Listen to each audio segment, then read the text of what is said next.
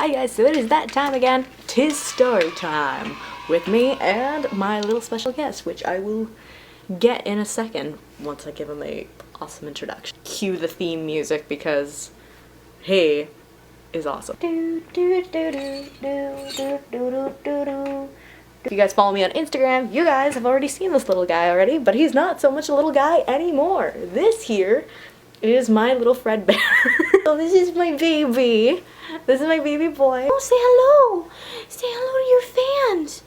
Mwah. Freddie Fredbear Kita Markov Hill. So this is my baby. Mwah. And he is adorable. I'm just gonna put him back in his crate so he doesn't go all craziness. We will film you afterwards for some little B-roll. I can put that up here. You guys can see this little guy in his little kitten years, because I actually attempted to make this video months and months ago, and it didn't work out because it just took a really long time. Plus I didn't script everything, so I was just mostly rambling the whole time. I'm just gonna walk you guys through like the story of how I acquired my little baby, who's not a little baby anymore. He is now 7 to 8 years old. I adopted him when he was 2 months old, so I adopted him actually on Friday the 13th, and he's a black cat. Well, he's not an all black. He adopted him, he had these little stripes, you can kind of see them now, but like don't really see any stripes there. He looks like an all black cat. And then there's this. Surprise, motherfucker! I'm gonna talk about his name, like why we chose to name him Freddie, why we decided to adopt a cat, and the story actually does have a little bit of a weird twist to it, so keep watching. And while you're at it, hit that subscribe button if you want to see more Freddie, and if you guys want to see more of these storytime videos, which will be coming out every Thursday this summer. So the reason why Brooke and I decided to adopt a cat was because we had just moved out of our houses in August, and we actually are so used to having a pet around the house, and in our case it's dogs. Our apartment does not require pets of any kind. We saw in the windows of our neighbors that they had cats, and we were like, why in hell can they have a cat and we can't? So we were like, okay, you know what, maybe there's a way that we can adopt a cat or steal someone's cat, and we can adopt a cat and somehow get it past the landlord, because that's the only way I can think of that we could have a cat or a pet in general in our home. We remembered in the contract it actually said, like, you know, no dogs of any kind, and I remember that because I really wanted a pet. So there was that. Oh, bless you. Problems with getting a cat. I have allergies. Yeah, I'm allergic to cats. How can I have Freddie and be allergic to cats? I did a little bit of my research, and like I had read that, like, you know, sometimes when you get a kind of mixed cat, and like if they're short hair, and apparently if they're a darker color or something like that, then there's a lesser chance that you could be allergic to them. My mom, she's been allergic to cats for years and years and years. That's why I never had a cat as a kid.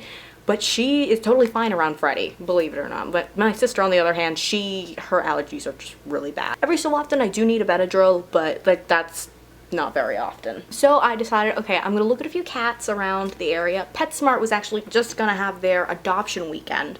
So I said, okay, we'll look at a few cats, see if I'm still allergic, because, you know, sometimes the older you get, the less allergic you become. So we went to PetSmart first, and first we found a few little kittens, but they were not very cuddly, and I really wanted a cuddly cat. PetSmart, like, their adoption fee is like $50, and there was actually only one cat that I really looked at that I really wanted, and she had just given birth to kittens, and she was a stray. She was very, very sweet. Oh my gosh, cutest little thing. I think her name was like Jewel or something like that. Her adoption fee for some reason was $100, and you would think that it'd be the other way around, considering how the kittens are 50 and the adults are 100, and she had medical bills and stuff like that. I don't know how their thing works, but we decided not to go to PetSmart until their adoption weekend. So we decided, hey, you know, we're gonna check out some other shelters. Our local shelter was not open because it was pretty late at night when we went, but theirs was we decided, hey, you know what, let's take a look at these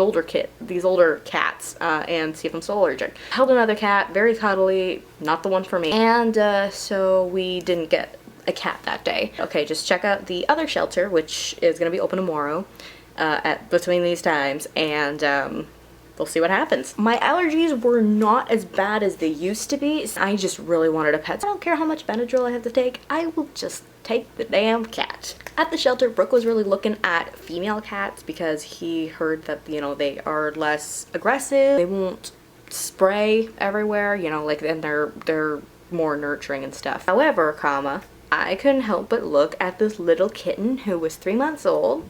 This is not Freddy, by the way. His name was Chandler. Every time I walked by him, we just kind of kept making eye contact, and I'm like, oh my god, I want this kitten. Brooke kept saying, no, we should get a female cat. But eventually I convinced him, and I was like, you know what? I want to look at it. So we looked at Chandler. I picked him up. I actually wanted to cry from holding this little baby kitten. And then Brooke was like, you know what, like, this is the one. So we got the adoption papers out, but then we found out on the adoption papers that they needed permission from our landlady. And Brooke and I cried for a good while because he was just the cat. He was like a orange brown tabby cat. I really wanted him because, like, you know, he was adorable, but I kind of actually really wanted a black cat because I heard that they are the least adopted because of, like, bad luck and whatever not. And plus, Brooke and I love Halloween, and, you know, I would love to have an all-black cat. So later on that night, Natasha, my best girlfriend, decided, and we went to go see Chandler again, see if he was still like, you know, good to be adopted.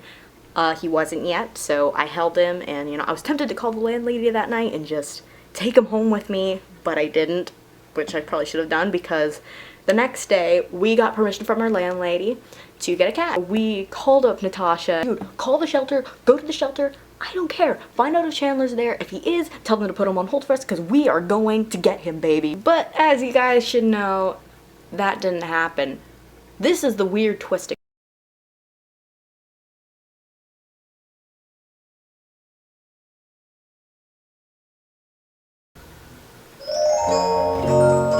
Natasha? Funny story about Chandler. His roommate, little Jimmy Dickens, the family came to get him, but they took Chandler instead. Wait, they can actually do that? The thing was, I felt that it was mostly unfair to the cat. And I know that people are going to say, like, oh, the cat doesn't know any different, but animals are animals to me. Brooke and I, we went to the shelter anyway. I was emotionally prepared that he was not going to be there. I just didn't think that he was going to be taken the way that he did. I first had my eye on little Jimmy Dickens, which was his roommate, because he was a black cat, and I thought to myself, you know, if he wasn't adopted, I could totally look at him thinking, maybe he's the one for us. When he was a scratcher, and in the contract that our landlady had us make and sign, it said that, you know, we can't have the cats be too loud, and he can't damage any property because otherwise it's on us. But then on top of that, there were 3 new kittens there. One of them was already adopted from the papers. 2 of them we didn't know. One of them actually looked exactly like Chandler, and, like, you know, he was following me, he was pawing at me. I was thinking, oh my god, this obviously is not the cat that is not adopted, because it said it was a black cat, short hair. Please, like, is he or she adopted? They looked into it. For some reason the label wasn't there, but his name was Luke and he was adopted, so there was that. However, there were 2 other cats there. I had my eye on this little cat named Mr. Bear. Mr. Bear was a short-haired cat, and he was not adopted. The problem was we did not know which cat was Mr. Bear. He was the most beautiful cat that I'd ever laid eyes on. He was black with black stripes, and he was just so freaking cute. I'm looking at him right now. So I held him. I wasn't 100% sure about him at first. I wasn't really feeling that same feeling I got from Chandler, but probably because, like, I'd never held a kitten before, so, you know, there's that. But the more I held him, the more in love I felt. The more I fell in love with him. So Brooke kept asking me, you know, is he the one? Is he the one? And there, like, I felt a little under pressure because there was another family looking at him. Like, you know, obviously they were kind of like, you know, if she puts him back, we're gonna look at him or take him, because, you know, obviously kittens are the main thing that people want. But then I thought to myself, this little guy is very sweet, and I'm gonna take him. I adopted him. I was actually joking about naming him Leonardo DiCaprio. We were also thinking of the name Beast or the name Kira, because we were watching Death Note at the time, and Beast because Beauty and the Beast. We had no idea what to name him quite yet, because he didn't really believe it or not, he actually seemed to respond to the name. He seemed to like the name Leonardo DiCaprio for some ungodly reason. Neither one seemed to fit him. Natasha and Brooke signed the adoption papers, and I just held this Mr. Bear for a while. Like, I was thinking of names like, you know, generic names like Yogi Bear and, like, you know, Blue and things like that. But eventually I was thinking about, you know, Five Nights at Freddy's, and we were thinking of the name Freddy, and it stuck. So we were thinking, like, you know what, Freddy. It was like the only name that we really stuck to, and it was perfect. Believe it or not, actually, I started calling him Fredbear by accident. I didn't even think until like 2 seconds later that Fredbear was an actual animatronic. It just kind of came out, so he still kind of has the name Bear in his name. Another weird thing that happened, I handed him over to the adoption people. They were just like, "Oh, you know he's drugged, right?" Excuse me? You can totally tell he's drugged. Like, his pupils are dilated, there's this and that, and he's not very active. I thought that's how all cats were. It was because he was actually neutered that morning, so he was like, I adopted a drugged cat. Brooke was like acting like a new dad. Like, he's black with black stripes, and oh my god, he's just adorable. And Freddy was actually very, you know, quiet when we got him. I was expecting him to like be meowing and stuff. We actually played the Five Nights at Freddy's Living Tombstone song in the drive home. He didn't actually make any noise, and he just stayed in his crate all day, and he just slept a lot. They actually took a picture of us with Freddy when we first got him. Believe it or not, we got him on Friday the 13th. So first, Freddy was very shy. Freddy is like a little kid. When he first meets you, he's very polite, he's very calm, he's very, you know, cuddly and everything. But then once he's seen you a few times, then he starts to become like a giant ball of energy. He's the thing about the water bowl, like he'll just tip it over whenever he wants. He didn't start like meowing until like I actually started petting him and stuff.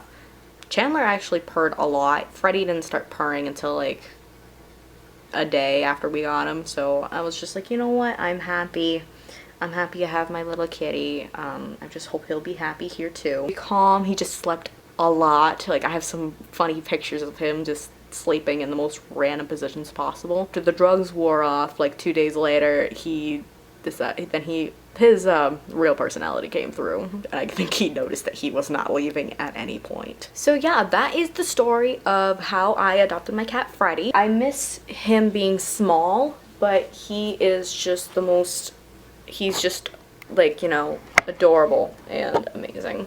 Yep, you see, look at him. He's gotten a shit ton bigger. And I love him very, very much. Like, he is a pain in the ass a lot, but I love him and I adore him, and I never want to let this guy go. You are stuck with me forever and ever.